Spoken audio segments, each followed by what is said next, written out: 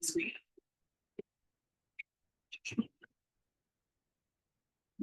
should be. Oh.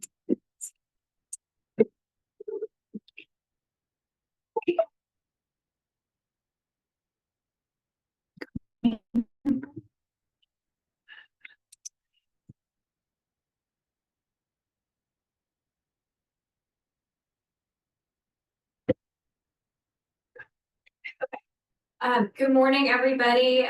So sorry for the delay. We appreciate your patience. We've had some technical issues since last week, so we're just asking everyone to be flexible. My name is Sarah Hartsfield Kemp. I'm the interim executive director and staff attorney for the Texas Funeral Service Commission. Also here with me today is our new chair, Kristen Tips. She's the chair of the Texas Funeral Service Commission. And I also have Dr. Aaron Ali, who is the presiding chair of our State Anatomical Advisory Committee. I said how about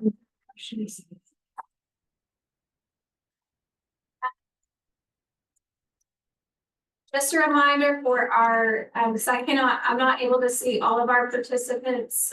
But just as a reminder, if there are any other commissioners or please just make sure that at one time there's no more than 3 of you on the call, just so that we don't have a walking forum. Okay. Online interesting. Okay. Good morning. So, this is Commissioner Sapansky. I'm on the call. thank you, sir. We appreciate that. And then I believe we also have Bethany Wright, who's one of our advisory committee members. Morning. Okay. Again, we are working to try to get the outlines for what we're going to discuss today on our website. But again, because of the technical issues, we're going to probably share a screen until we can get that. And then for those who are in the room, take a print enough so that y'all can see it on the large screen. So, okay. So what I would like to start with is the application process. Maria, if you don't mind sharing that one, it's going to be the application process outline. Okay. Okay. Oh, but I'm going to share online. Hold on. They can't see it yet. Okay. While we're doing that, just a few housekeeping rules. The goal of this meeting is really to help get stakeholder input on the rules that members as they're making their final recommendations to give to the commission. We are focusing, excuse me, today on just the application process for anatomical entities, but all three, the anatomical facilities, the whole body programs, and then non-transplant anatomical donation organizations, which we'll refer to the rest of this meeting as NATOs. And then I'm just asking that if you are going to speak, because this is a public meeting, it's open to all stakeholder input, but please limit your comments to whatever topic we are going over at that time. If there is a topic that is not on this that you would still like to have a discussion over, please, and I'll give an email address after this where you're welcome to email me and we'll set up another meeting to help cover that topic. Okay. So what we'd like to start with first, some of this was part of what our work group contributed, part of also our licensing team as they've been developing procedures for the application. And so I'm just going to kind of let y'all look over the outline. This is going to be more just gathering the thoughts, and then we'll do a more formal rule draft afterwards. Those like it. Okay. What I would like to just more general information, because we also run into some of this with our funeral establishments too, but when we're trying to get contact information of like who's responsible for the lab, the training, whatever. I know we've got some of your smaller entities that there's only 1 or 2 people involved, but then you also have your corporations or maybe like for a school, there's, there's different chains of custody of directors. And so I guess if we are looking for who needs to be primarily responsible for the application, is there any recommendations of how we need to be phrasing? Like I think for funeral establishments, we're going to have a board member, the owner. I know they have a funeral director in charge, but what might be the equivalent? We can for a will body program for a NATO or anatomical facility of just who we should be considering as the responsible person. I'm allowed to raise my hand. You are. That's great. Well, I would say that either if the facility has a medical director of that lab, that's the person that should be the one to contact. If there's not a medical director, then the lab director itself is in charge of the actual whole lab and all the individuals and all parts personnel under is what I would suggest, unless other people can do it. Okay, for our will body programs, are y'all like, I know we're usually a director for the main program, or there's something else that look ahead. So I'm looking for your guys' input on how we need to maybe phrase that. Yeah, in our case, we have the director, who's the chief here. Right. And Can you all, then, yes, here's, this sorry, is Jake. Sorry, this is Jason with the Mary. AATB refers to it as management with executive responsibility. So they have that defined. I don't have the standards in front of me. I can go get them, but that's how they handle it.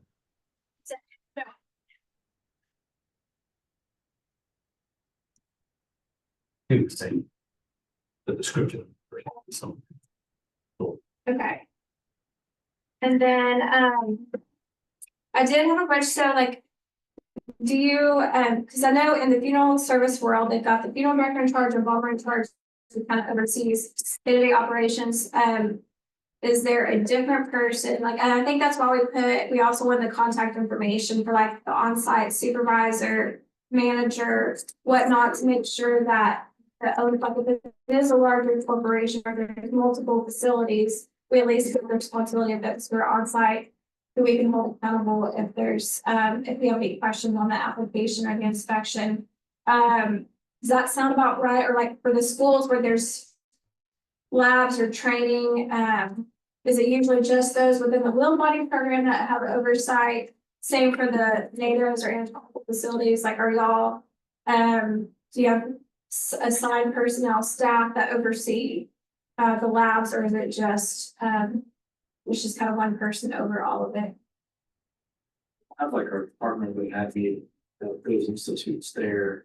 And there's also a director of the will body program who's kind of within that structure. Mhm. So we do have a little bit of a strata Okay. there for just like the anatomy department. Mhm. So, but really the will body program director has a purview over Right. whatever's day-to-day. Yeah.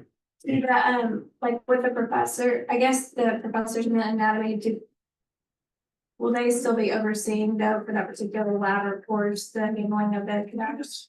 Will body program. Sure, there's levels to it, but a little bit program is part of the anatomy department. However, there is a director that can satisfy the statutory requirements for will body. Okay, so we're saying like whoever's directly oversees, maybe like cadavers, an application, who else gonna have access to that, or that might help with catching both those who are in the will body program or for.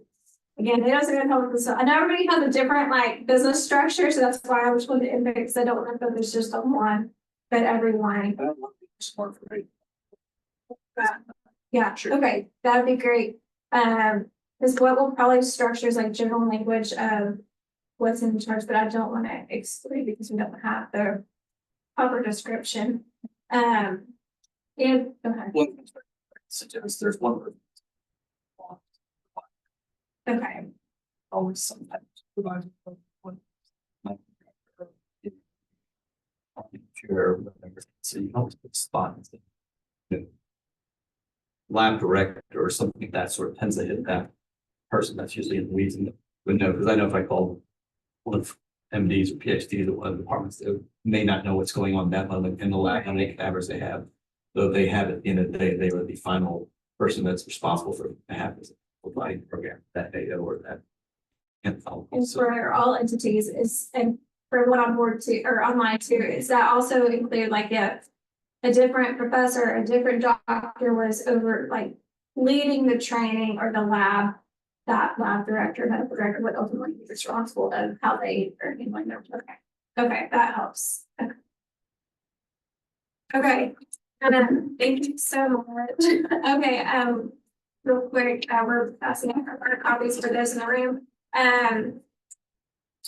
The other thing I wanted to cover, and then we'll skip into more of the meat of the application process. So right now, I believe under the anatomical board, there was a 5-year, like you did a request for inspection for every 5 years, 3 year, 5 years, and if it was forensic science or search and rescue, it was 3 years. Does that sound correct? Okay. So in the funeral establishment world, we have it where for each establishment, the license is good for 1 year, and then you do a renewal application. But that renewal application is really just updating any information that had changed in the past, like if there was a name change. Well, I'll get for you here now. Is that the okay, just kidding. But if there was like an FDIC that changed or anything like that, that's really all that would be put on the form plus a renewal fee. And so the thought process is to keep that uniform versus the anatomical world.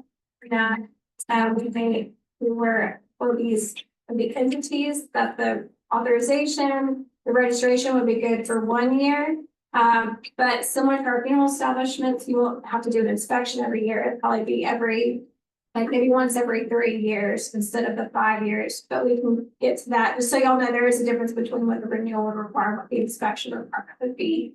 And one of the thoughts too, so that was just one thing I want to throw out there, so that is something new that hadn't been of just the renewal application. Any thoughts about a 1 year renewal? And I can't tell you at this time what these would be. We have to do our own legwork on what that would be for overhead and admin and inspectors and license team. But any thoughts on that? That's for all the categories. Maybe across the board. Not one. Correct. So it would be what we're looking at, I believe, is maybe like once every 3 years, because that's what all of our funeral establishments have to do. And so again, just to kind of keep it consistent for inspectors. And I think actually, well, I mean, maybe we need to make that 5 years. I just remember, I think now NATO's per statute, it's once every 5 years. I need to go back and double check. But any thoughts, questions? Yes, sir. For actually, part of the work. Become back then. Most of the stuff that they actually to the clients. Okay. Is there enough movement of air in the Right, stuff like that? Right, and that's why I'm glad you're, because we will have a separate part of inspections, but that was one of the things we wanted to talk about is we'll get to what requirements inspections we need to cover. Because it's forensic science and search and rescue are different. Same thing along. Right. Right, okay, no, that's good, and you're part of forensic science, right? That, which all do the search and rescue training, it's just more forensic science aspect. We do.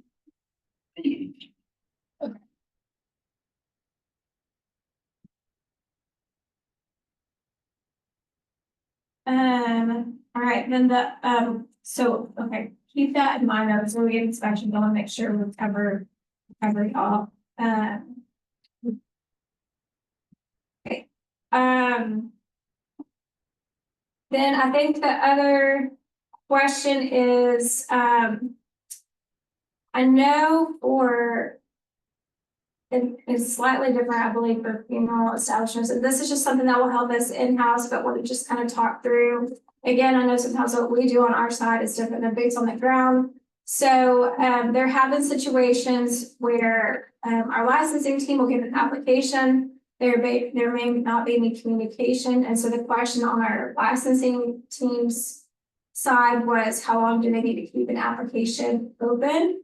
And so one of the thoughts was 30 days, unless there has been active communication between the applicant and our licensing team as to why, just regarding the progress. I know sometimes it could be that an inspector's backlog, you're waiting on the city or the county, or you're waiting on, and some of these are based on like the current anatomical works that we're operating under. But like if there's fire and safety requirement you have to meet, you're having to wait. So those are the kinds of things like we would allow for, but if there was absolutely, like if we sent out an email with information of deficiencies or discrepancies and we heard nothing within 30 days, the proposal was then we would close that, and the entity, if they were interested, they would have to start a new application. But again, thoughts for that, open to suggestions. And if anyone's online, again, I can't see all 52 or however many we have on, so feel free to just, if you're online, would like to make a comment, just please state your name and then what your comment is.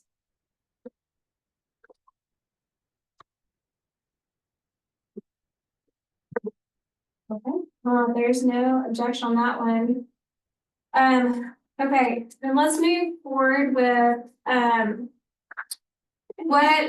what would help us as an agency, because we know that the whole point of anatomical donations is if it is advancing medical or forensic science education, research, training, and I feel like I'm missing one.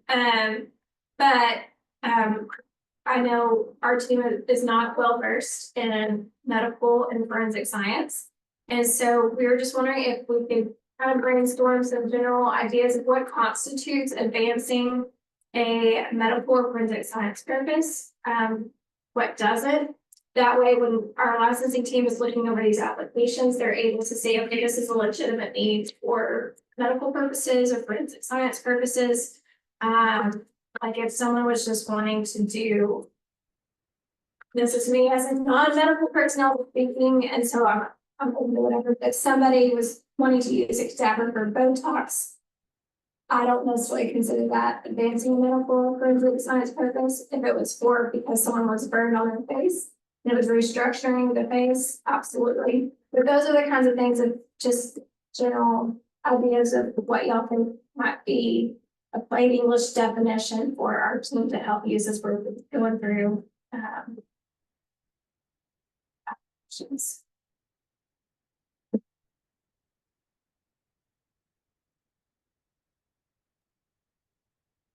This is Jason with the Mary again. We don't necessarily have a definition per se, but what we do have is what we call a academic review board who reviews a curriculum that is proposed for the usage of the donor. So it's approved by a committee, and that would map out their objectives, what type of students, learners, etc. So I hope that helps. Do y'all do that also? Not just for students, like that's also for current licensed doctors or medical personnel, or like if it's a device training, would it also be used in that sense? It's also listed there, so that would be the attendee type, which could also be a sales person. It could be a healthcare professional. It's important for sales teams to be trained because they're often the educators in the operating room. So one might think that it's not appropriate, but when you really dive into it, it is. Progress.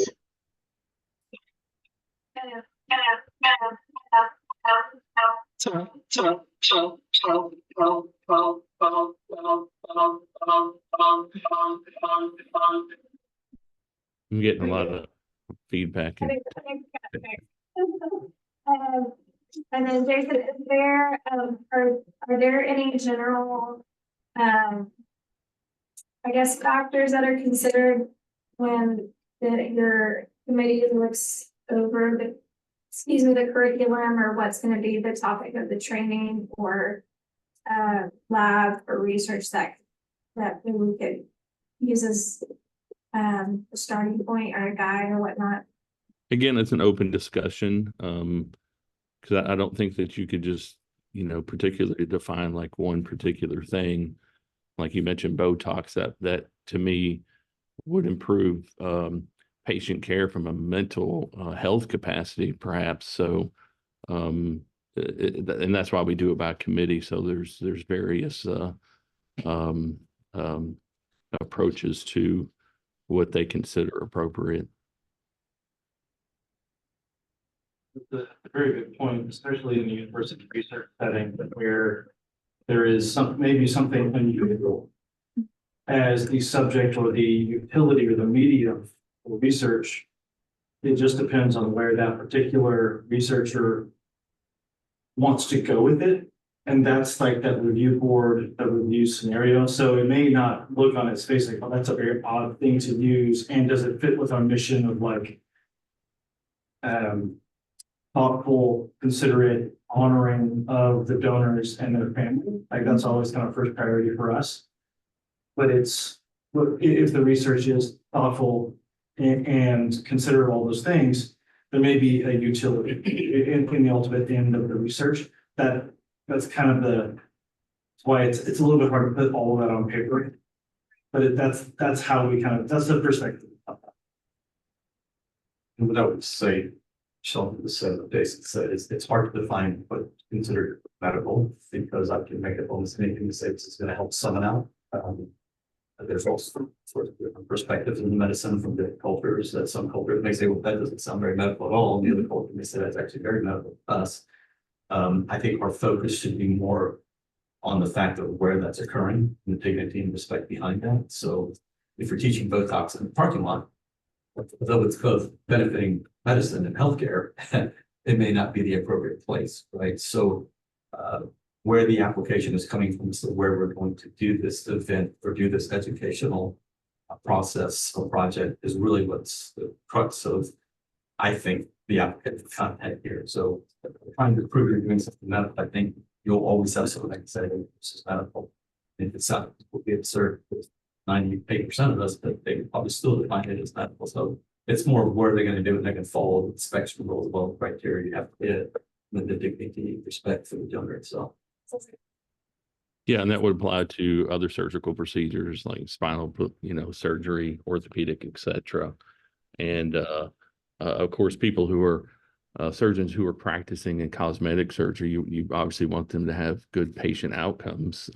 So you want them trained appropriately. So would it be helpful to say, maybe instead of what constitutes a medical or forensic science purpose, what would not constitute, like anything we should not consider at all? And I know there's like statute on what constitutes abuse of corpse, and then another thing that we'll be doing is, and then I know the anatomical board had a good rule for what the exceptions were for the abuse of corpse scenario, but just anything else maybe that's in the line of the medical practice world or the nursing board or chiropractor, all the different medical type or forensic psych licenses that are out there, anything that is considered as bad conduct or malpractice or anything that we maybe should either reference or just say like, yeah, or maybe that should be what it is if it's considered malpractice, or this thing is prohibited under just the normal standards of care or practice for these type of occupations, then it's not going to be something that you can do. I think that would potentially fall under who is the appropriate learner. Like you guys probably heard about the incident in which there was a public autopsy. We don't think that's appropriate. We don't have a curriculum around that for that type of learner. So that's kind of where I would go with it. not necessarily the medical procedure, but it could be the medical procedure as well. But I would caution us, once again, what you consider a medical procedure, what's medical or forensic science, you'll get into some different angles that you won't be able to find it. I think what's being said is more where it's being held, and who it's being held for is probably the more appropriate. I know in the past, if we had asked for a donor body from UT Southwestern, it would say, what is the lab? What is the procedure? Who are the attendees? So they knew they weren't sending it to some random stadium where there was going to be an open public autopsy or something of that sort. So trying to define it in statute, I think, is the incorrect place to do it. I think there should be, from those that will supply the donor bodies to the entities, should have strict rules on, you know, this is the kind of things that we're okay with, right? So, you know, it's more of, you're kind of saying the place, the people involved, what it is considered medical malpractice. I think, once again, there's plenty of things that would be considered malpractice in some of the labs we do. It's just because we're taking things off this memory. That's not what you do in medicine, and you sue for that. So completely different in training facilities. So I would probably tend, from my opinion, is to focus on who, where, what, and what exactly. Yeah, I would agree. Procedure or the lab. I would agree with that. Yeah, it also comes down to the goal of the event. Is the goal, you know, FDA approval is the goal, educating professionals or professional students who are enrolled in a program that needs that type of education. Nothing, 1 second. I have a little bit of internet problems. I'm sorry, you broke up, but what I said was it comes down to the goal of the study of the program. Is it something for a scientific publication? Is it something for, you know, education of students in a professional program? Is it already practicing professionals, physicians? So I think also it's not the who or where, it's also the why. Hi, this is James I think Salcedo. we're having trouble. Sorry, go ahead. Just a second, for Bethany, can you put that in the chat, because it kept heading out, but I do want to hear what you have to say. Would you mind, just so that we can make sure we have that for later as well? On the recommendations from stakeholders. Keeps going in and out. I know there was one other gentleman that was about to speak. If we could, because I think to see if it was just on her end or if it's everybody. I may have to take a recess. Let's talk about.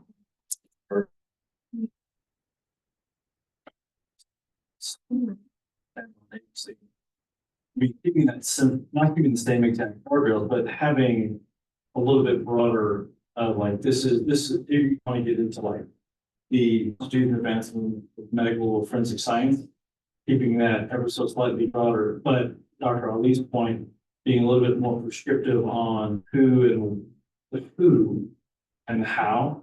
There's a transfer, I think that's going to be able to kind of get your focus on what activities are going to be limiting what activity that would be nefarious or detrimental to the good work that is otherwise being done.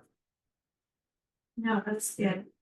I know what one thing we had considered on that on the processing end was maybe also getting a copy of whatever internal procedures the applicant had for ensuring that the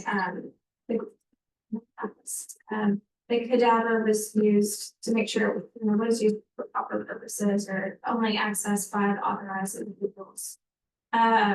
So that was one thing we had thought about, and that could probably also help with that as well. Yeah, I mean, that's later down because we do talk about that, but also just like, well, it's several we kind of go for. Like we were thinking about describing the internal procedures for making sure the cadaver is treated with dignity and respect, not just the whole body, that's part of the body. Are we making sure that's still viewed as a human being and not a commodity? Then the procedures, we'll get down there to procedures about how to transfer, like, so we'll go through some of that. But that's more of also what we were kind of looking at to help, instead of it being like this specific, whatever, just making sure. Like that, what we're having to sure that the entities are being good actors, as they're, receiving, transferring, using the cadavers. Another thing we had talked about, well, let me ask online, was there any other comments? Yes, I'm so sorry to interrupt. I'm just on a little bit of a tight schedule, and I apologize if this already came up. I was scrubbed in. I'm James Salcedo. I'm a orthopedic hand surgeon here in Houston, Texas, and I wear a couple of hats. One is as an associate professor here at University of Texas in Houston, so involved with the education and training of residents and soon hand fellows as we're starting that program. The other hat I wear is as a practice division director on the governing board, or excuse me, governing council of the American Society for Surgery of the Hand. So I explain those two roles because I think it'll give some context as to one of my concerns. One is about making sure that we're able to provide the training for our future hand, wrist, elbow surgeons. A lot of what we do, aside from elective surgery, such as taking care of arthritis in the hand and carpal tunnel and cubital tunnel syndrome, is a lot of reconstruction, which is a pretty specialized surgical approach to taking care of patients that need pretty complex procedures. We rely very heavily on learning these new skills and techniques with cadavers, which I think is very much in the spirit of why a lot of patients thankfully donate their bodies for education and training. Being on the governing council of the ASSH, though, it kind of even broadens my concern in that our meetings every year attract members and other participants from across the country, many of whom come from Texas, but other countries as well. And so we host a pretty large, well-organized, very efficient course to help train surgeons in these skills so that they can go back to their communities and take better care of their patients, those that are scheduled ahead of time and those that show up in the middle of the night. We do schedule or plan for these meetings 5 to 7 years in advance. So one of our concerns is, yes, sorry. I'm so sorry. It's breaking up.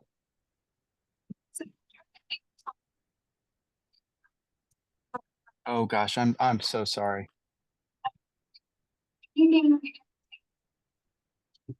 Process. I'm so sorry. What was that? Do you have any comments regarding the actual application process at this point? Because right now we're going, because this is not just a general, here's what we think should happen. We're keeping our comments limited to what we're currently going over. Sure. I'm so sorry. No worries. Thank you. Yes. I do have a comment about the process, though.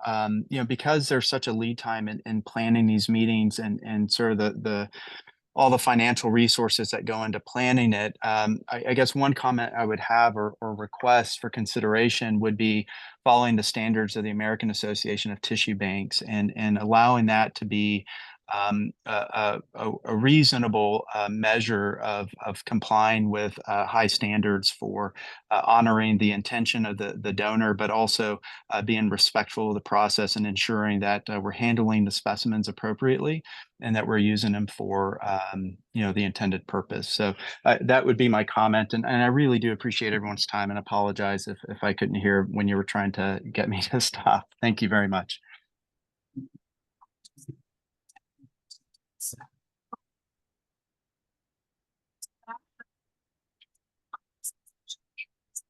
Also set some similar standards. So we'll be looking at all of those for sure. Okay. let's move on. I mean, it's not necessarily a discussion point, although unless there's any objection. Because I believe by statute, the Texas Funeral Service Commission is to develop a chain of custody form. So until we can get that, what our licensing team, what our request would be is just that when an entity submits an application for approval, a copy of a blank chain of custody form and the consent form used for donors be provided, just so that we can make sure all the statutory requirements are met and so we get all rules in place. Then let's go ahead. I know I've got some other things, but I want to jump just because of where the conversation has kind of gone. Let's go down to on page 2 of the outline. We're talking about the types of individuals who will have access or use to cadavers. This is where I know everyone has a place. Usually it's the staff or authorized personnel. I think then the question is, and again, is this something that we need to keep open of just what each individual entity has, or if we should have some general procedures in place for the commission of what constitutes authorized personnel? How is the entity ensuring that only authorized personnel or students have that authority or have that access to the decedents?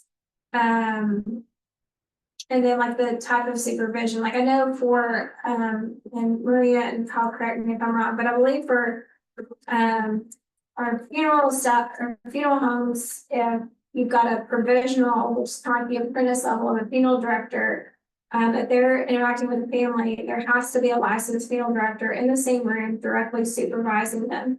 So for example, with these students who are handling cadavers, should we have a similar requirement? I know maybe not some of it is assumed, but that if there is anyone under the age of 18 or just any attendee of a lab training, there must be a designated supervisor or personnel, and I don't know how I can describe that, but constantly overseeing and making sure that the way the cadavers are used are not improper or misused, that kind of thing. And there's not necessarily an absence of that currently, Right. State statute, federal statute, federal law, and also the wide range of accreditations that are not only our universities, but each of our like individual departments and our Institute for Anatomical Sciences that have to have various accredited by various organizations and accrediting bodies. So there's kind of a host of levels of oversight and requirements that we have to comply with that very same thing in mind, like how do we appropriately educate the next generation of healthcare professionals and honor the donors and their families. Because that was another thing that we had talked about, is if there are already certain certifications or licenses or approval that NATO's will-buy programs, anatomical facilities have to get, maybe through another state or federal requirement. Maybe what are some of those that we could just say, hey, we like that standard, we think that's a sufficient standard. So then just provide documentation showing current certification with that, or what that is. And again, this is not our normal wheelhouse, so that's where we are open. We wanted the state for input of what are some of those requirements in other accrediting or certifications that even if it's like TC, Texas Commission of Environmental Quality, or the Department of State and Health Services, are there some things you're already having to meet here in those agencies that we could just be like, okay, if you can provide proof of compliance there, that's sufficient for us. But that's where we don't know what some of the current requirements are, and so we're open for feedback. Are we focusing on who constitute authorized personnel? No, I kind of skipped over. This is just like in general of certain, I'm sorry, for clarification, I moved off of authorized personnel. This is just kind of also in general, I guess it could be both. It could be Well, both. you're saying something already out there. to Right. Help guide us. I'm sure there's plenty of stuff out there. Full body programs. I know anytime we had requested a donor from the body program, there's always like who's receiving, who's in charge. Same thing. So what I would say back to your bolded part of who constitutes authorized personnel. In Texas, we're dealing with 3 entities. You're either dealing with the World Body Program, you're dealing with a NATO, or you're dealing with an authorized entity that's going to receive it. If there's any other program, if you're not one of those 3 years, you shouldn't be receiving a body. Right. So the World Body programs are quite structured. You know exactly who the dean is the department chair, is the lab director. So when they receive a donor, their chain of custody from the family, the funeral home, the hospice program that gets there is very clear and concise. When a NATO gets it, same thing. It's a personnel who's probably an employee or someone who's on the list of this is who receives. Same thing with transportation group, the mortuary company that comes and brings and delivers the body. There's a process, paperwork's done, bodies are processed, and then they're put in refrigeration and serologists. My concern is always the third group, it's the authorized entities, right? So if you're built brick and mortar for your 100% concept of having this brick and mortar is to do training with cadavers, a bioskills facility. As authorized to. Anybody that the state of Texas has approved to be an authorized entity. So if you've been approved to have the business process. So just so what program states you can go and see the receive the donor directly. Correct. And then so you can transfer to an anatomical facility. Okay. Authorized. My authorized receiving will buy for things that they get to other entities in the city. Whether it's a mobile, whether it's in a mall, a ballroom, or a brick and mortar, that's where it gets confusing. Because I've heard places where they deliver the body and they hand it off to the, has nothing to do with the group that's actually running the lab. It's being handed off to some receiving department downstairs in the back of the center. That has nothing to do with being an authorized personnel to deliver that body up to the ballroom or to wherever, right? So if it comes to our anatomical facility, our lab director receives this because he's an authorized personnel. Sure, if it comes to Texas Tech and authorized personnel receives it. It's the other entities or the authorized entities that receive. That's where, once again, I think my advice is it should be someone who's hired, who's an employee of that authorized entity, right? There can't be a go-between that has no clue what's going on. I've heard of bodies being left and receiving and hope that the person who's supposed to get it gets it and sits out there. And now you're dealing with people who have no idea what's possible. So I think if you start to hone down to it needs to be someone employed who is a direct contact of, I believe Dr. Salcedo was getting to probably the hand society trying to have a meeting down in San Antonio. I apologize if I'm off on it, but once again, his representative would be there to receive the body. His group, his association, they would be the direct connect. There wouldn't be 3 people in between. So I think that's where this is important that you have a true authorized personnel of that World Body Program, NATO, or authorized entity that is truly receiving part of the chain of custody. And it's the chain of custody we'll get to that it can't have a break-in with non-authorized people. And what I'm saying is the definition of that authorized person is someone employed or they part of that association, right? Your director of your association cannot be employed there. There is a volunteer, but they are a direct connection to that organization or that group. Director or the meeting director who's in charge of those cadavers, those donors coming in. But when you start throwing in we were going to have our janitor or environmental services meet them, and they're the ones in between. That is not an authorized person. It should never be close to touching, removing, or being any part of inventory control or donor bodies. This is just my advice. Now, let me ask this, kind of going off that train, because we can, I know kind of towards the bottom, we were talking about like one-time events, but we can go and incorporate that now into the authorized personnel, and just in general, all categories. Because one, I know when there's transfer, there's not always a person associated with the NATO, the World Wide Program, that accompanies the cadaver to the anatomical facility or wherever the training is going to happen. So then the question is, for authorized personnel, Like, do we need to put specifics on the kind of transport or transfer of who's included? I don't think for funeral establishments, you don't have to be a licensed funeral director in order to transport a decedent from like the hospital to the funeral home. Now, from my understanding, if family's involved, then there does have to be a licensed funeral director. And so, So for the road body programs and NATO, if I understand correctly, there is no licensed person that has to drive a cadaver for the donor bodies from the hospice program or the hospital or the home back to the NATO or the road body program. Now, certain groups can only approach them to the hospital, certain groups can go into the home. There's a difference in that. But there is no state law saying only these people are allowed to. But those people are part of the chain of custody, right? As the person who's donated at their house, the mortuary now has received our paperwork and is under the chain of custody of that NATO or road body program. They are now the representative taking up in a formal arrangement and they're delivering versus the vice director gets a body part sent to their house and then they drive it into the surgery center to do the live. That to me is not really part of the chain of custody. That's just being sent through mail and hopefully everything's getting there from FedEx or wherever it is. That's not appropriate. So, and you know, there is a definition of a living person versus a person who's now donated their body to science. They've entitled to a gift now.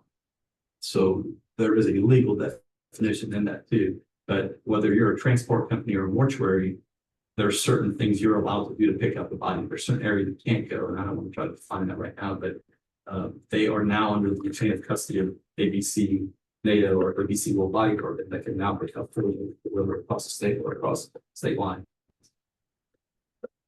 Once again, just my opinion of the fact. is there any other comments about that? Can you hear me okay? Yes. This is Tyler with UNT. So Sarah, you almost alluded to something there with regarding the authorized person. So if a specimen or a donor is being transferred by airplane, we are not going to know the name of every individual who's going to be handling that decedent from loading to unloading.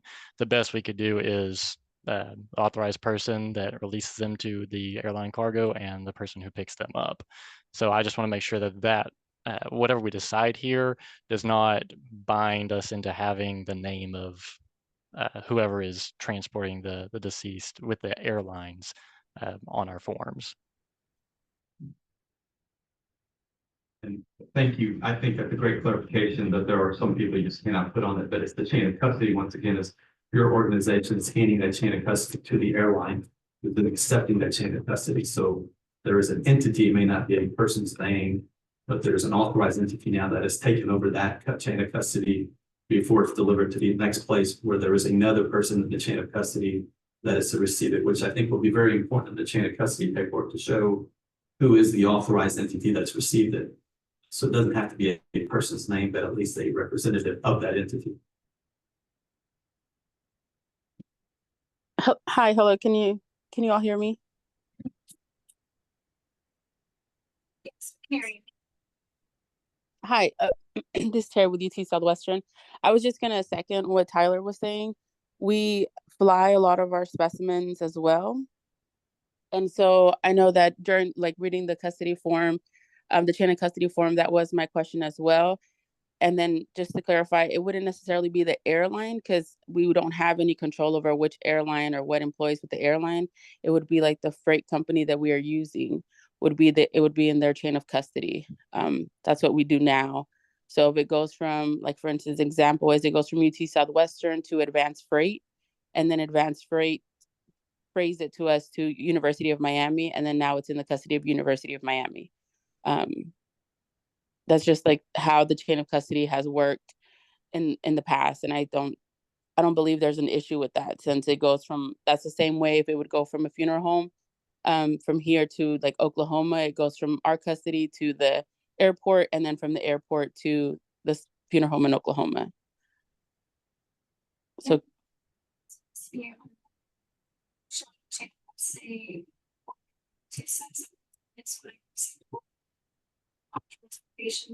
standards in the industry. And I know I've talked with, so I think you're good. But in regards to the authorized personnel, for the actual facilities, and the okay, so those of you who've had or hosted events at, I'm kind of calling them non-traditional facilities such as a hotel or a ballroom or, and then I know we also have some mobile units.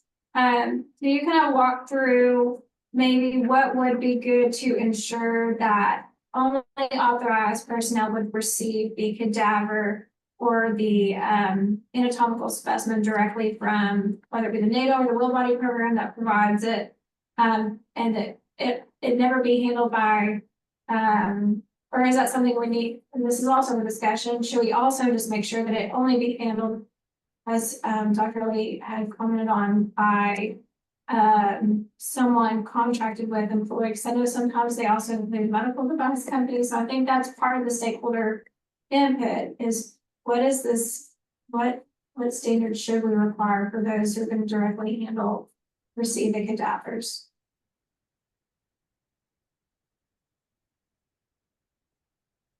Like the hotel convention center or whatnot. Like in the past, has it just been hotel personnel, or do y'all normally have someone employed or contracted with the anatomical facility or whoever's going to be hosting the training? How does that process work? What are some best practices we can put in place?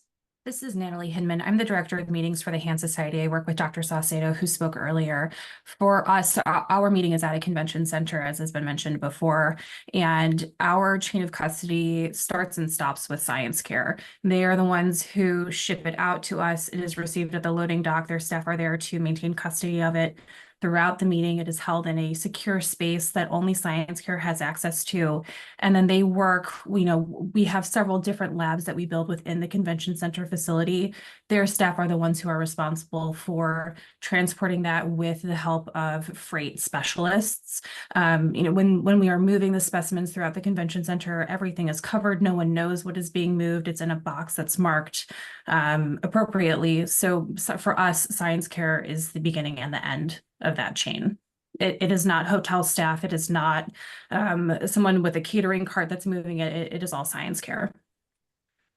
So is it reasonable for like best practices to be that if we had a rule in place to require that at all times there be someone, and we'll figure out how to phrase it, but like associated with, employed by, or contracted with the Will Body program or the NATO, that accompanies the body, or I guess the anatomical facility, or whoever's like the authorized user handler. They can be a communication between both, where maybe like, since you use Science Care, I'm just going to use them as an example. Like if Science Care is the one that transports it, but they're doing ABC anatomical facility, and someone from anatomical facility receives that, and someone from anatomical facilities is constantly supervising the body. Is that acceptable, or is it one where best practice would be to have someone from the actual source, the NATO or the Will Body program, stay with the body, even if there's an authorized anatomical facility that is directing the lab or the training? This is Tyler again with UNT. Oh, sorry.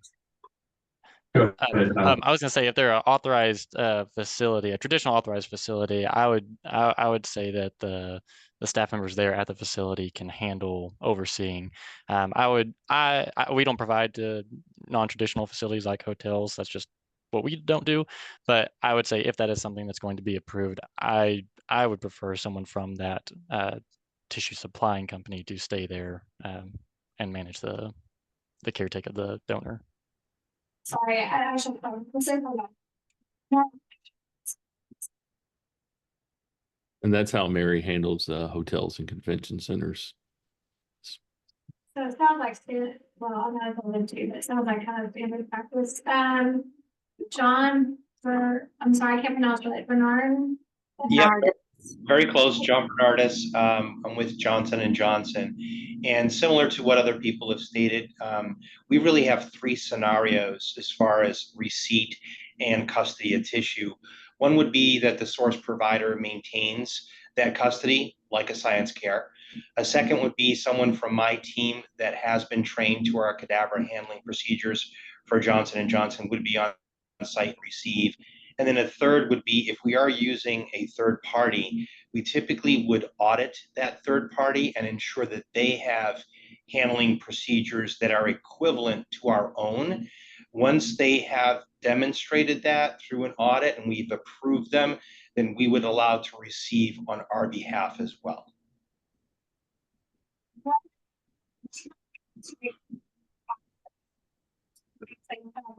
Make sure that it's just procedures. I'm sorry, you were breaking up. I couldn't quite hear if you asked me a question. When you were talking about if there's a third party use and that you wanted to kind of make sure they have similar procedures, what are some of the things that you require or audit to ensure that they, stay at the required level of care, whatnot?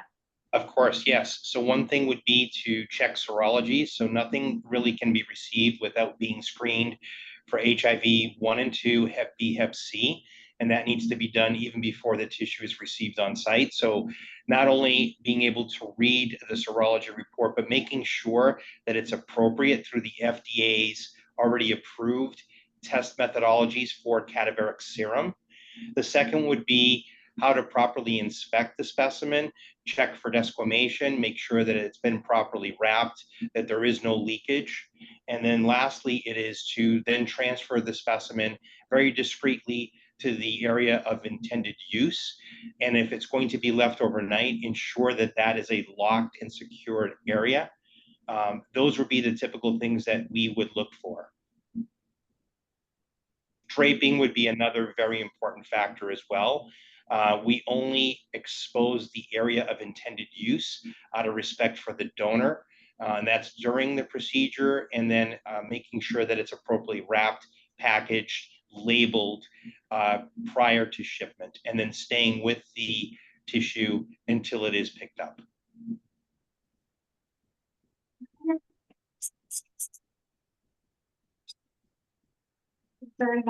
Seated donor properly wrapped, as you would say, after they've been used by the authorized entity.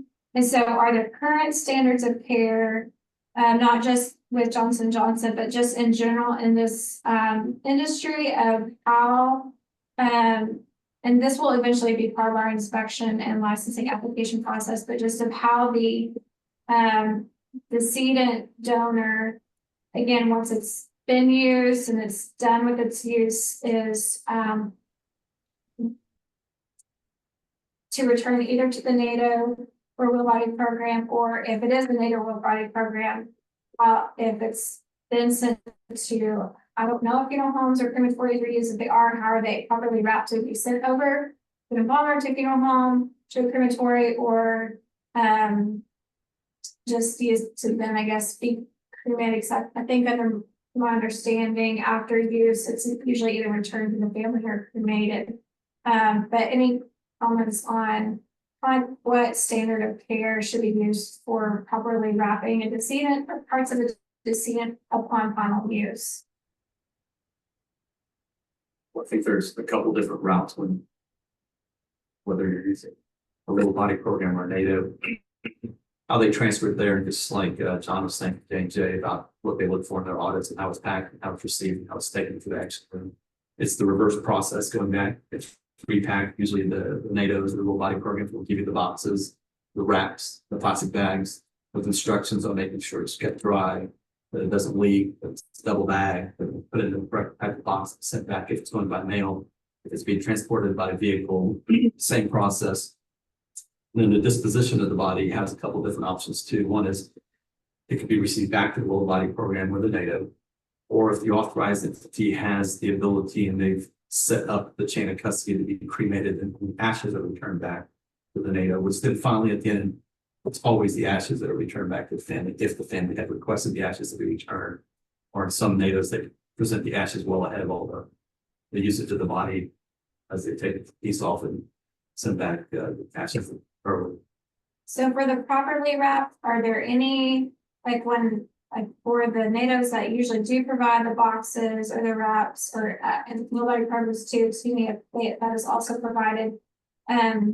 Is it your own internal procedures that y'all are operating by and how to ensure that the students are properly wrapped? Are there some other accrediting entities out there that have set standards? And if not, or if you are just doing your own internal, what are some of those that you think we should adopt as the Texas Funeral Service Commission to prevent just things being wrapped and stuff and bleeding everywhere? Because we've gotten calls about that. This is James Barzy with one of the accredited natives with AATB. AATB does point that out to us, but we also follow the IATA guidelines for packaging human specimens. That's, of course, for transport by airline, but you could pretty much glean some information from that.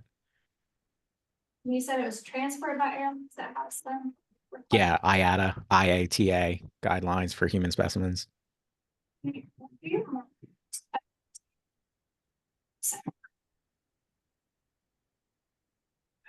Yeah. He's got it. Okay. And I think what he just stated is exactly right. The last thing the airlines want is anything leaking. They have very strict standards as to what can and can't be and how you pack it, how it's shipped, and what kind of box it's in. That can handle weight if anything's stacked on top of it, those kind of things. So I think it's a great start. But most authorized entities that tend to transport human donors or parts all have their own standards. They don't want things leaking or not being labeled properly and all those kind of things. So all that stuff is out there. Hopefully people who use the appropriate process of getting something there use the same process in reverse of getting it back. And this is James Barzy again from one of the accredited NATOs. And forgive me if this isn't the right time or place to ask these questions, but I think it just kind of frames everything on, if I'm interpreting correctly and asking the right questions, is I'm not sure if I'm not certain on what entities are covered by this rule. So I know we've talked about anatomical facilities and whether or not that's even a one-day event, anatomical facility like we're talking about right now. And then how that could affect, say, a non-traditional venue where they're not going to probably have this long application process and inspection process. And if that's going to be something else for you guys entirely on temporary, or if they have to be sponsored by another facility or a NATO within the state. That's just one scenario for me. But I think I put in the chat box just the different types of concerns I have and whether I believe A and B, for example, if a use site within Texas is receiving specimens, I believe we call that the anatomical facility. We're saying that has to be a part of this process. Body programs operating within Texas, I believe that is covered, yes. But where I'm not sure is I'm a NATO that sends tissues into Texas. Where's my responsibility? And then lastly, if a NATO like myself gets some whole body donors out of Texas shipped to me for preparation and then all over the globe, what my responsibility in that respect either. So I guess as a NATO that operates within and out of Texas, I just not sure, where I should all be framing all my questions and concerns with these processes. Sure. So for specifics to yours, I'm happy to talk with you offline. So if you wanted to send me an email with your contact info, we can go over that. Those are in general questions we do need to look at. But in regards to your first question, these rules would apply to everyone who is registered or authorized in Texas or seeking registration or authorization in Texas. So that is going to be your Wilbite programs, your NATOs, your anatomical facilities, what we in-house we've kind of termed as temporary anatomical facilities, which is like if an event's happening at a hotel or convention center, and your mobile labs, which are your anatomical facilities that are in a vehicle. Now, what we will probably discuss, if not today at a later point, is are there additional requirements that should be set on temporary facilities where it's not traditionally set up for day-to-day medical or forensic science use. And I think that's why we're also looking at the tight standards for this, because if they can't meet what your normal day-to-day can meet, then I think there's concern that they should even be allowed to use the average. Okay, but yes, please go ahead, if you'll email me offline, my email's on our website, and I'll have a separate conversation to help you on that aspect. Okay, if we can move forward to, this is still on page 2. I know one of the other requirements is that there has to be, sufficient tagging or tracking of decedents from intake to final disposition. One of the thoughts was like, how are we defining final disposition? I know for the state of Texas, it's referred to one way for death certificates purposes, but one of the things that we had thought about for anatomical use is final disposition is once a authorized facility has completed use or research or training on the cadaver or anatomical specimen and either returned it to the NATO Will Body Program, or if it was the Will Body Program or NATO that was using it, then that they would either return it to the family or finally whatever their policies or whatever we ultimately decide our policies are for final disposition, whether it be cremation, burial, something like that. So that's kind of when we're talking about final disposition in this context, that's what we're talking about, not where it's just initially donated to the Will Body Program or NATO. And so I believe, and I know you were in approved by the anatomical board. From my understanding, I think from what we've seen is the tags that are currently required by the anatomical board are metal tags. The question is, that's not always required. I know some facilities are using electronic. So are there, and I think even in the funeral industry, there's some electronic software companies that help with the tagging and tracking of decedents.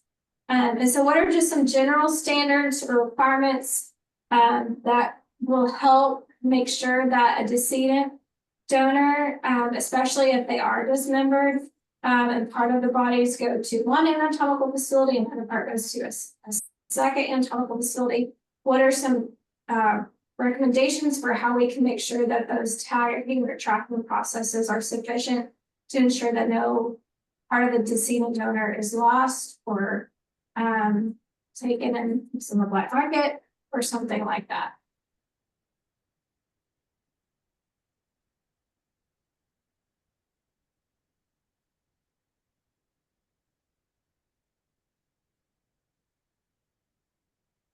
I can tell you that if anything comes into our NATO, that they're tagged as a whole body. If there's anything that is going to or dismembered, that they are also tagged with the same SAB number dash, another number to identify it's a left arm, right arm, those kind of things. So anything that's removed off the body that's used to be able to use in the lab or research or training is always tagged again. And then it's the chain of custody, whether it's the whole entire body going to one facility or the arm is going to one facility, the other one's going to the second facility, it's still tagged with SAB number dash whatever it is, dash whatever it is the second to be, with the chain of custody is there. So you always know exactly what's going out, what's coming back in. And the final disposition, if I understood, is always cremation, whether cremated return back to family or cremated spread. There is no returning of body tissue to the family. Don't think that's a statute, but I can't imagine there would be any reason to do something. Our practice at Texas Tech Health Science Center is that it's cremation. It's all rule also, period. You don't have the choice of getting tissue back. So that is always a disposition. I would imagine everything. Body program. So we'll send it back after 8 months. Sure. Well, I think the assumption should hopefully be every group has their own tagging system. Some make the marks at the end, some make the toe tags in. Fitness, I think, identifiers, but maybe it's nurses, it's like you maybe your tag, so you go line later, those kind of things. But at the end of the day, there needs to be something to say that is, donor body A, or if the piece comes off, that's also tagged to be able to come back together to be able to return as much as cremated as possible. The SAB toe tags, unfortunately, when you put them in the retort, they burn. So I would like to see the tags become something that can actually handle the retort. So when the cremains are done, the coin that's there, that the crematorium uses stays with the ashes, so then you can return the ashes back with the coin, approving or showing that this is the correct cremains. That's the only thing I would advise that we do. This is James Barsley again with an accredited NATO with the ATB. We're allowed to actually, as long as we put in our copy of our consent, how the family knows what's going to happen with the parts thereof the body that might not get cremated and returned to the family. We actually do partial remain cremation and return to the family. And we're, as long as they sign for that and the use site knows and reports back to us how they're disposing, if they tell us that it's a limb that can be disposed via medical waste, they can do it and we allow it, but that is not going to necessarily be returned back to us to get cremated and returned to families. Okay, well, I want to confirm that just a second. For funeral, do y'all work with, do you have your own crematory or do you work? So with some general funeral practice and cremation, what is y'all's procedures for, because I know you already do some kind of tagging for decedents. Do y'all keep the tag or do y'all use a certain tag when you do cremation? Like how to make sure? Sure.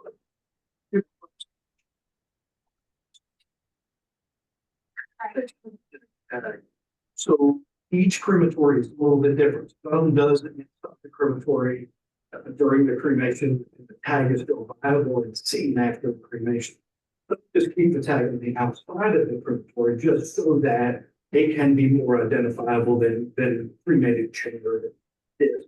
Okay. But nonetheless, that is passed along with the cremated remains and then it's ideal to the so that's a new way of identification if there ever is in the future an opportunity for somebody to know who's cremated. Right. So I'm not be good then, just because it sounds like it's already in place for just regular cremated practice that we just maintain that rule that for the decedent donor, whether it's sillable body or body part, the tag or the mark somehow be associated. I guess my question is, so I know not everybody has the metal tag, so when it is involving cremation, should it be a requirement that there be some kind of tag or record to ensure that the ashes of the remains being cremated are actually that particular donor decedent's? Any thoughts? There are different tags. Normally it's a metal disc, like the doctor was talking about, but there's also little foil tags that have the same stamp identification on it. Again, that's outside the cremation during the cremation process. Right. But there is, I think the language needs to be some type of numerical identification for going forward if there's no something.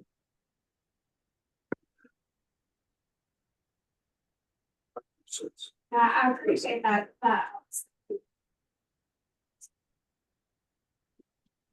NATO in the state of Texas that's an authorized NATO kind of receive a safety number for a government body.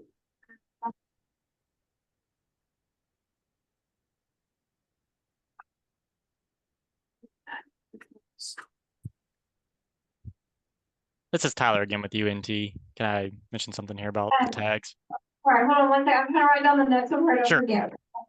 And then yes, sir, then you can.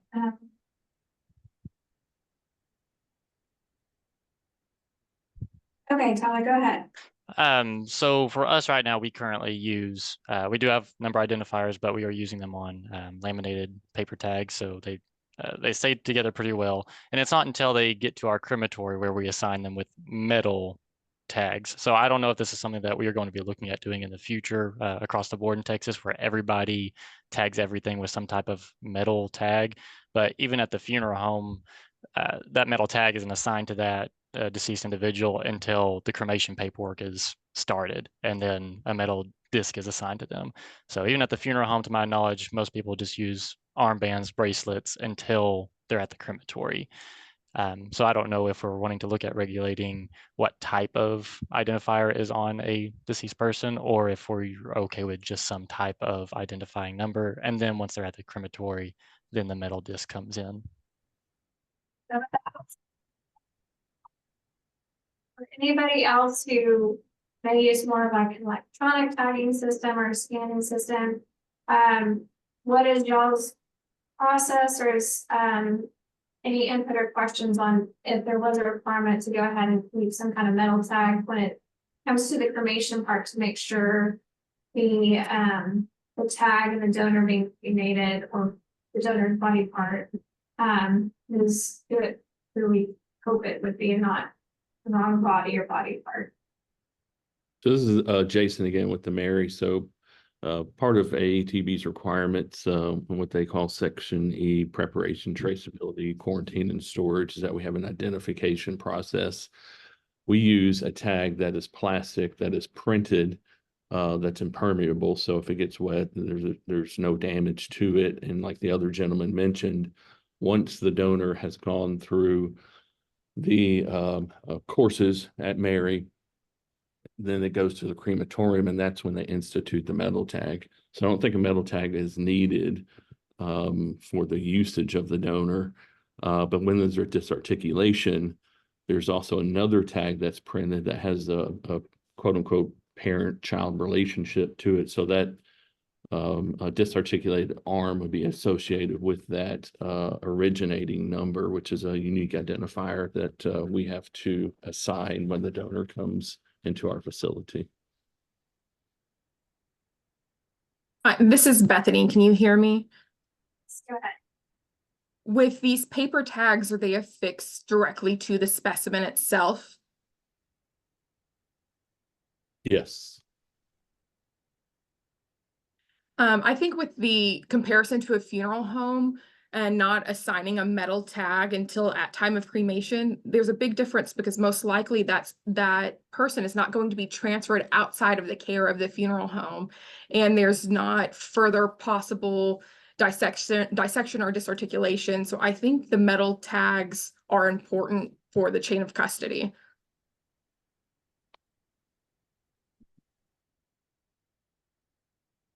The metal tags are important for cremation, but for the usage of the donor, it's actually a lot more accurate to have it printed from a system versus having a human person stamp a metal tag.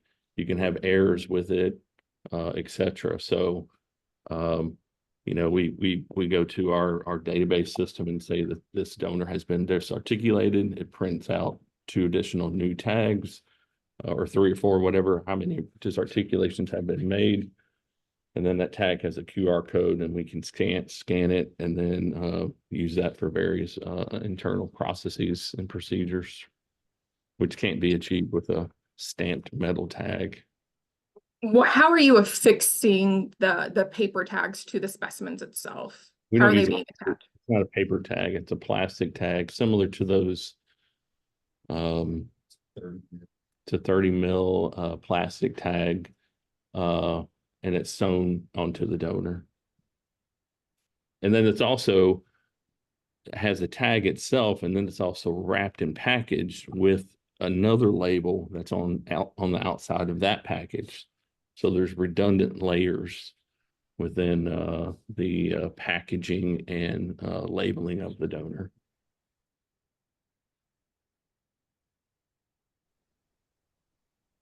Can I offer something? This is Kurt with UT Houston. Can you hear me? Yes, Yeah. sir. Okay. We have our own in-house fire crematory. The tags that come from the state or from the SAB are metal tags that are attached to each cadaver.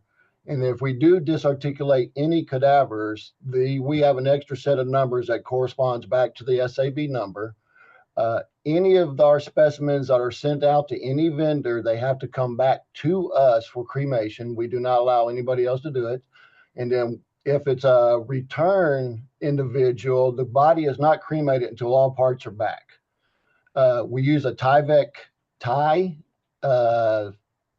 little tag that we put on there to each specimen that is taken off or disarticulated, written with it and where it's going, of course, and everything like that.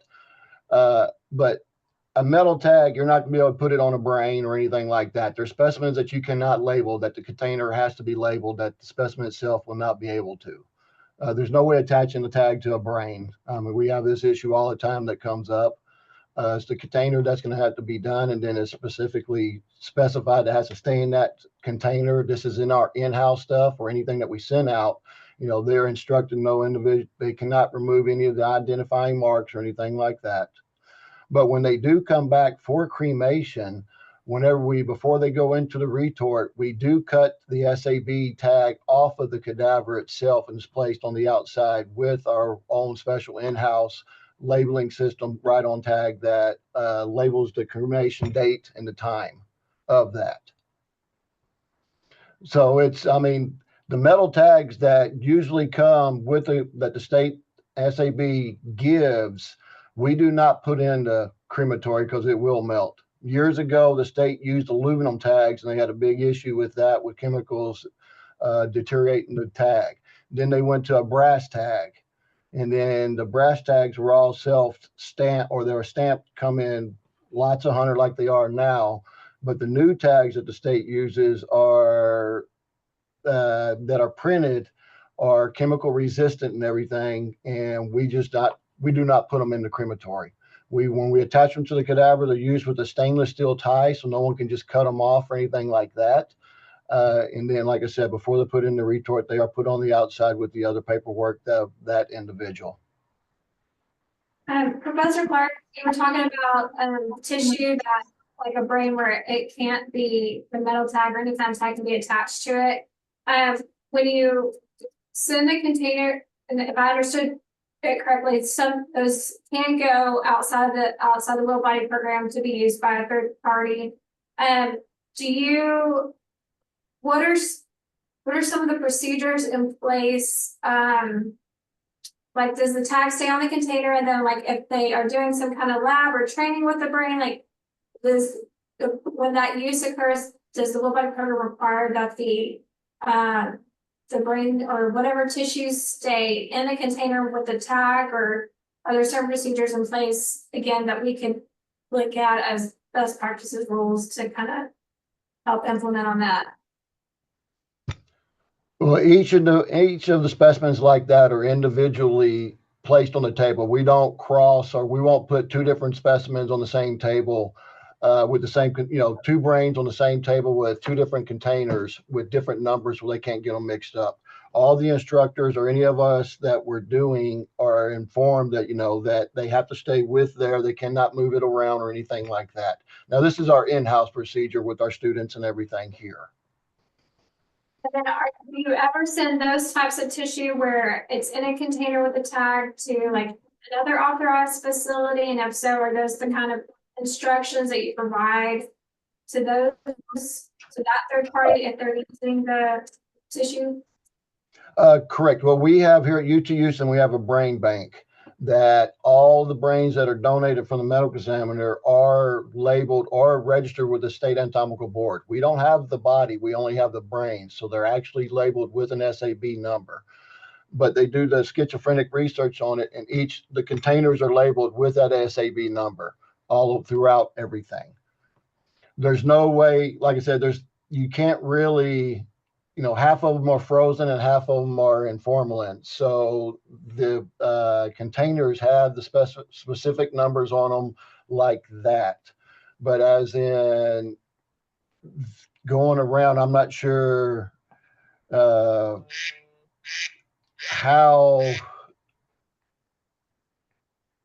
to label it. I mean, we tried coming up with barcodes and stuff. We've looked into it all here. But the problem is soft tissue, there's no way attaching anything to it. So it has to be on the container. And there have to be specific instructions about it. I understand that part. And so, because again, this is something we haven't thought about. And so to pull from, it sounds like a good practice of what y'all are doing, is to make sure that if the brains are going to another facility to be used, that those same procedures you use in-house are being used by the third party, and that they make sure that brain stays with the tag it was assigned to. Unmute. That's where we come in with the in-house audit that we've done, every 5 years, going into 3 now, well, going into 1, I guess. But the internal audit, the school has policy and procedures of the HOOP policy about what and who can touch or who can be authorized to use it and what's the standard of it. Our policies, it's the same as here at the Will Body Program, no unauthorized users or anything like that. It's under lock and key, specifically who has authorization to it and all that. Our school here has an internal committee that oversees all specimens that are donated to UT Houston. Anything that comes to UT Houston, it doesn't matter what building it is or what department, it has to come through our morgue system so we know about it. Then that's when we distribute it to the facility that requested it. So there's a form, there's an internal form at our building, at our school, and our system that they have to fill out before they can even use any specimens. And it's a request form that the school looks at to make sure that it's legit and everything's before they will be approved. This was actually a committee that the state of Texas authorized like 20-something years ago, after the 2002 fiasco that happened with some of the stuff. And one of the ones that the school that put it together and has been here, all the other schools, a lot of the other schools have requested us and helped them with the internal requests and committees on how to implement that. Appreciate that. Are there any other comments on the track? Let me ask this. I'm now going to turn to our forensic science for tagging. Is there anything in particular that we need to consider that's unique to forensic science that may not apply to traditional low body program or facility use? We do the pretty same thing. We actually, so we're a little bit different in the fact that we actually don't return the Right.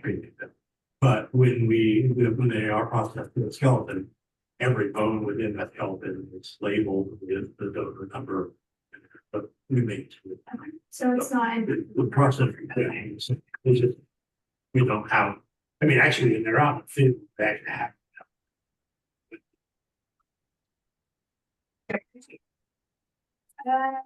Let's see.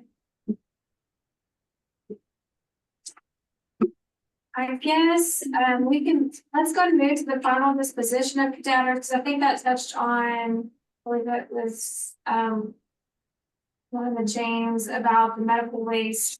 So the final disposition of cadavers, I think there's twofold. There's one where we're talking about the remains either being returned if the family opted for it, returned to the family next of kin, or if they didn't want it, it'd be cremated. So we'll talk about that. But then my other question is for those parts of the decedent that was used for lab training, forensic science, search and rescue, that is unable to be returned to the family or for cremation. One, how is that handled? How is it classified? Is that when it is considered medical waste and then it needs to be used for by a biohazard? I just want to make sure we're not just disregarding, like just getting rid of things, for lack of a better term, if that is still part of the decedent's body that needs to be properly cremated and either memorial service or returned to family. So just what currently happens with those parts of the body that has been used for labs, training, research, whatnot, and is not in a condition to be returned to the facility or family or cremated. Well, similar to the other comment about shipping with IATA, you still have to follow the laws and regulations around medical incineration, which means you cannot medically incinerate a cephalus or a torso. So Mary still receives those donors back from forensic courses and still cremates them. I mean, you have to by law. I guess again, by operating, and again, this is me talking with no medical or health background stuff, I'm way off base. That's totally fine, we don't need to consider it, but is there ever a time when you do the lab, the research, the training, whatever, that it just by the nature of what you're doing or testing or operating on with the cadaver, it turns it into a biohazard or something, or then it needs to be taken care of a different way than rather than return to the source? Okay. So the definition of a biohazard is something that has enough blood in it where you can squeeze and it comes out like a rat. Lab sponge or something. Right, so if you dab a sponge on in the middle of surgery and it has absolutely nothing you can get out of it, you can actually cause that in practice, but we throw everything with blood in the biohazard bag. So at our facility, if it has touched the tissue or the piece of tissue, and I think what you're getting to is you can't just toss an arm in the biohazard or trash can. But if you have a piece of skin or a piece of muscle that's been cut off, that is now in essence waste, we just put that in our biohazard, which then takes to the authorized company to pick your biohazard bags up and then takes care of it the way you're supposed to by legal parameters. So I think he was mentioning cephalosis torsos. You would never just take that, put it into biohazard waste, and you bring that into cremate. But what you do is you have a risk. We still believe that that should still be either returned back to the bag and cremated. If other groups don't, I would hope that they would put that in biohazard waste and not just in the trash.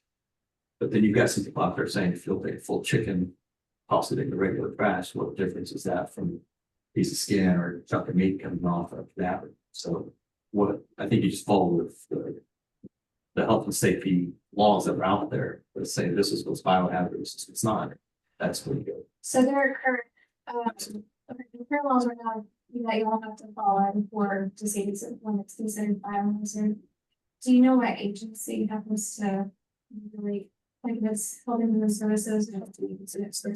Services. Okay, that helps. Okay. Yes. So we just practice for SMR, people that did boxes and biohazard boxes and then surveyed by. So, I think by definition, you can't take that with the trash, but we don't. Right. Any blood spatter or any kind of human splatter on it that we put in the biohazard. Yeah, that's what it's. Should be dealing with that. And is it when y'all considered disposing of a muscle or a piece of tissue through the biohazard? What is the term, the proper term? Like, is it all medical waste, or what is it termed? On the state of Texas. I'll have to double check on that, in a common way. But there are certain things that just get done in biohazard trash, surgeries, all that do not get returned to the family after surgery. Any comment? Hang on 1 second. 1 second. Amelia? Yes.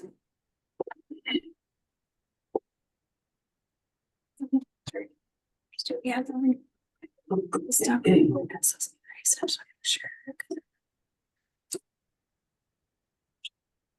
Dr. Ali, can I, Wait, don't. 1 second, Dr. Hubbard, we're making sure there's not a quorum real quick. Give us 1 second, counting the amount of people. Apologize. And I can step out of the room if you have a comment, if we are at quorum.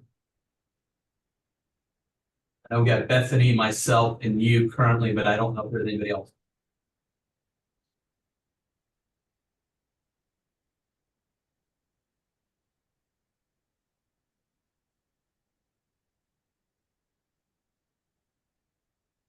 Mary Menace, Jill Higgins.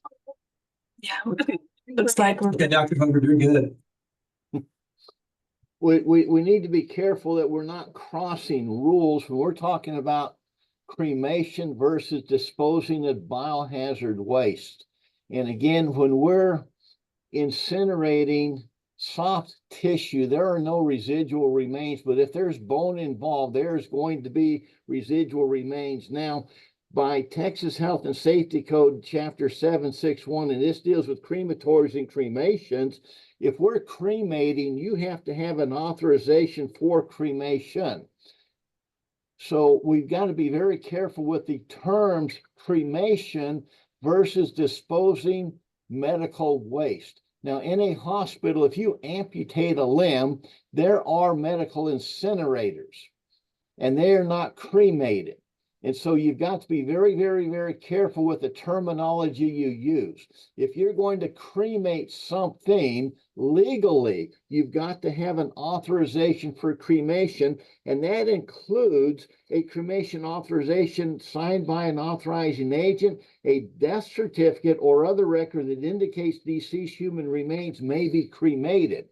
So you can't just go and say, well, we're going to cremate this, we're going to cremate that, or we're going to dispose this as and classify it as biomedical waste. Now, if we have a donor body, our paperwork says they will be cremated, and those cremated remains either scattered or returned to the family. We state in our donor records that they are going to be cremated.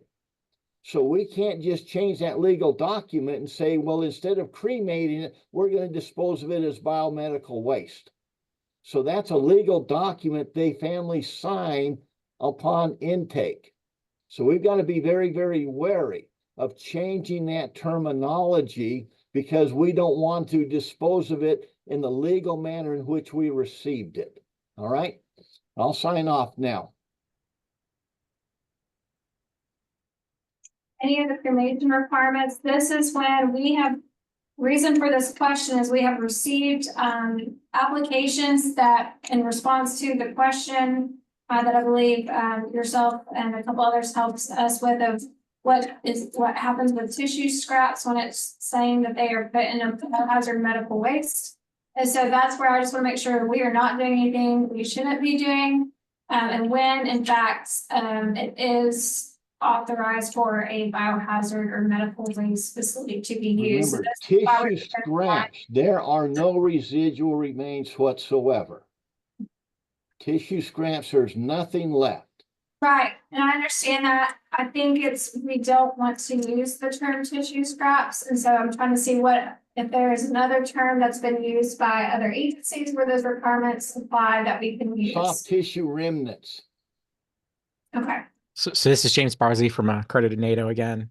Yes, I think it goes back to when we're talking about the consent authorization, right? Like he was even saying as well, Dr. Hubbard, if the family has consented to, okay, I am authorizing cremation, I want, and for us, I'm talking about at least an amicus registry in particular, we say we're only going to return a portion of the remains as cremated remains to the family.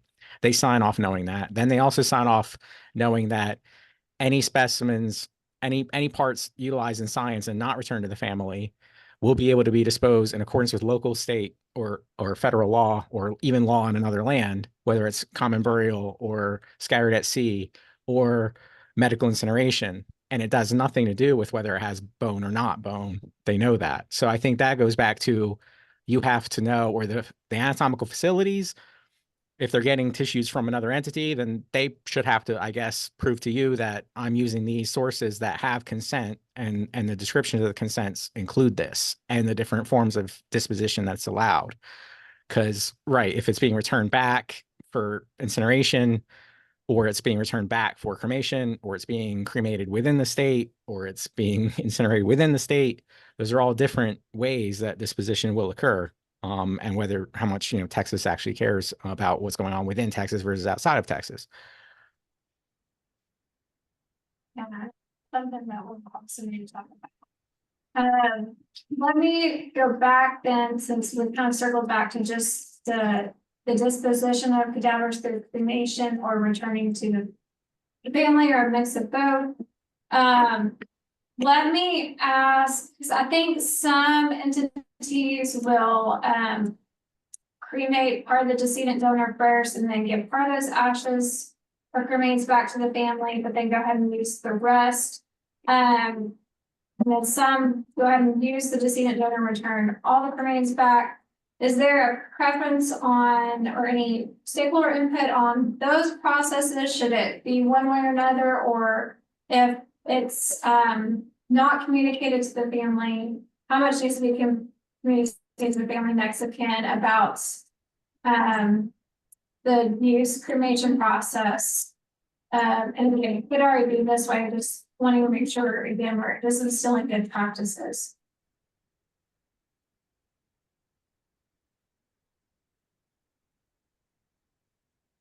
I think it was stated pretty clearly that everybody has their consent and authorization form. It goes very clearly with the family exactly what's going to be returned and how it's going to be returned.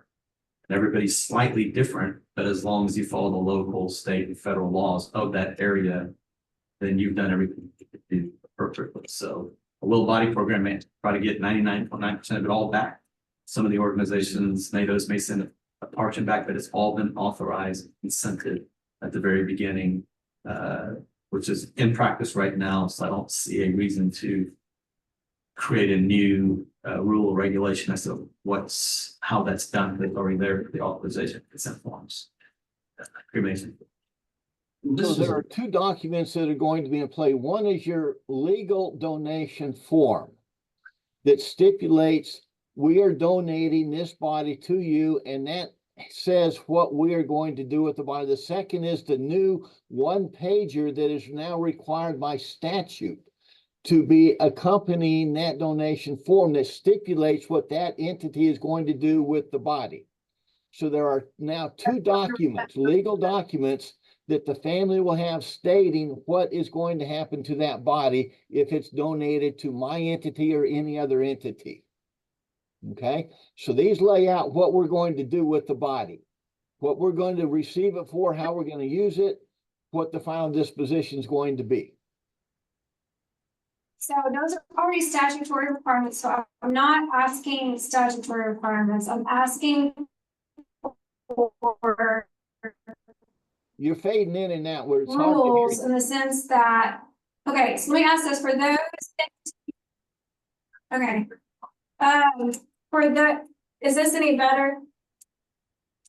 Way up already. It may help if you turn on video for everyone but the committee.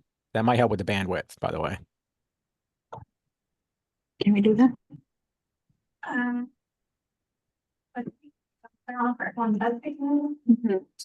We're not the committee, it's the state. It's a stakeholder. Yeah, because we're not a public meeting, and we're not posted on the Texas Street, yeah.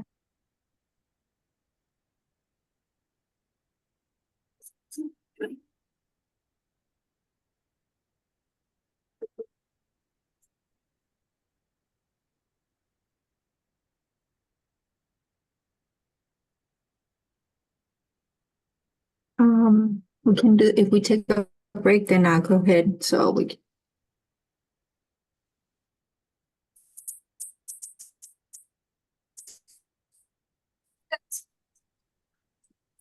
Take a minute break. We'll just kind of give our people a chance to, yeah, so we'll have, I'll go in the 75.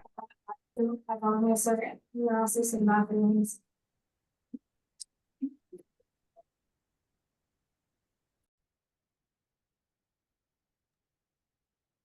Okay, good afternoon, everyone. I've just been informed that our IT department, we're having basically building-wide network issues. So in order to keep us having a good conversation, I think we're gonna postpone the rest of our conversation until I'll send out an email, we'll post on our website. It'll probably either be Wednesday or Thursday this week, but we'll go over the rest, where we'll go over inspections and the in-state need.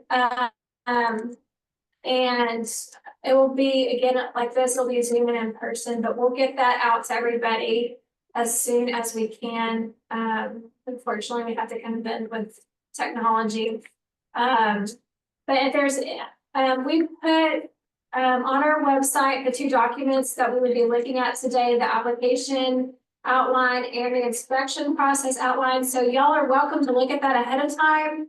If you want to email me any comments or whatnot, and I can also try to compile all that and get that sent out for consideration before the next stakeholder meeting.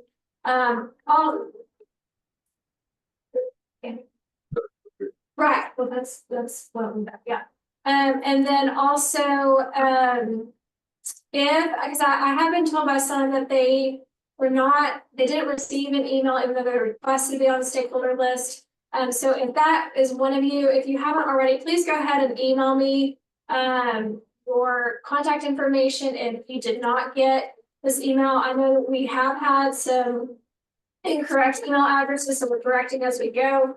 But otherwise, we'll send out the notice to the same people that we did before, as well as those folks that emailed me. So I do want to thank you, everybody, for your time. Because I know these are very important issues. Oh, one other thing. So I know a lot of y'all have been doing this for years, if not decades, and have great experience and input in all this. So if anyone would be willing to share, so I know some of this is considered proprietary information, but if anyone would be willing to share, maybe just your internal procedures of maybe what y'all's practices are for the handling of cadavers, the supervision, or any other topics that we've been considering that maybe we as the commission could incorporate as general rules that can help apply to everyone and keep, again, good actors in place, keep out bad actors. I will say, and Maria will put in the chat my email address.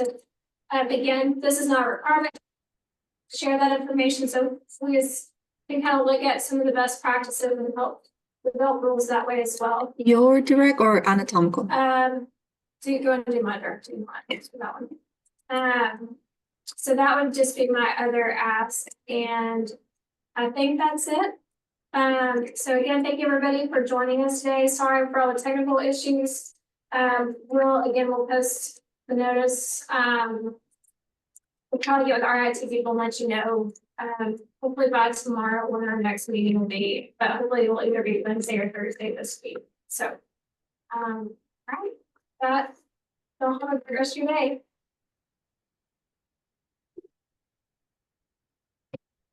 Okay.